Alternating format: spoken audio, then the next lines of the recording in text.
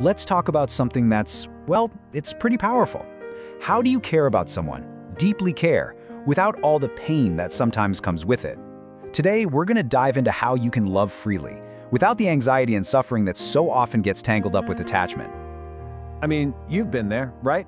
We all have. You pour your heart into someone or something, and somewhere along the line, that beautiful feeling of caring just starts to ache. That's the exact moment attachment starts to take over. And that's what we're here to understand. All right, so first things first, we need to draw a really clear line between caring and clinging.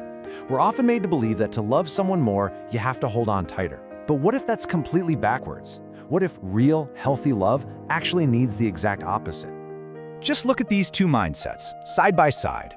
With attachment, it's like you've handed your peace of mind over to someone else. Your happiness depends entirely on what they do or on things turning out exactly how you want them to. But with detachment, you take that peace back. It's yours. It lives inside you, which means you can give love freely without all those strings attached. And let's be absolutely 100% clear on this. Detachment is not about being cold. It's not apathy. It's not about building walls or just deciding not to care anymore. It's actually the opposite. It's about caring so profoundly that you refuse to let that love become a weapon that causes you suffering. It's about knowing where your control ends and where you just have to let life do its thing. Think of it like this. Real love needs to breathe. Seriously, just like any living thing, it needs space to grow, to change. Clinging to it, that just suffocates it. Detachment is what gives it the oxygen it needs to actually thrive. And you know, this whole idea isn't new at all. In fact, it's ancient. Yeah, this isn't some trendy new age concept. This wisdom is old, with deep, deep roots in major philosophies like Stoicism and Buddhism. They figured this out centuries ago, that true emotional freedom only comes when you release that desperate, anxious need to control everything. The Roman Emperor Marcus Aurelius, who was also a brilliant Stoic philosopher, he just nailed it right here. Did you notice his focus? It's not on possessing the person you love. It's on the privilege of loving in the first place. That's a fundamental shift, moving away from ownership and towards pure, simple appreciation. You know, the Stoics even had a specific practice for this. They called it amor fati, which means a love of one's fate.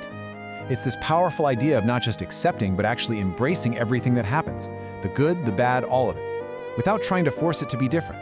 Now that is a profound way to practice letting go. And all of this leads us to a really core truth, doesn't it?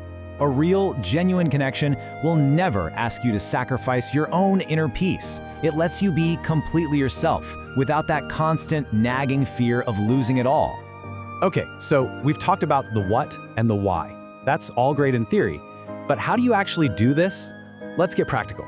Here are 4 practices you can start using to find that balance, to detach without ever having to close your heart. These 4 practices really work together to build a whole new foundation. It all starts with just observing your feelings instead of being totally ruled by them. Then, you shift your love from being a transaction to being a genuine gift. You start to accept that change is natural. And finally, you learn to anchor yourself from the inside out. And that last one, returning to yourself, that's the bedrock of all of this. It's about building an inner sanctuary, a safe place inside, so you don't need the outside world to be perfect to feel okay.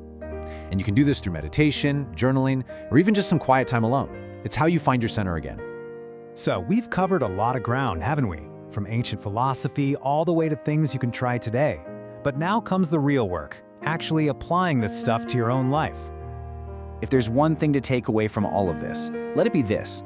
True, lasting peace is never found in a tighter grip.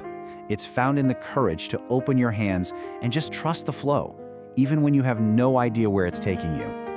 So, I'll leave you with a question to really reflect on.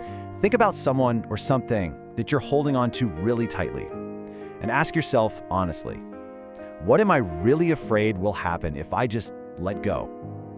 The answer to that question, it might just be the key to your freedom.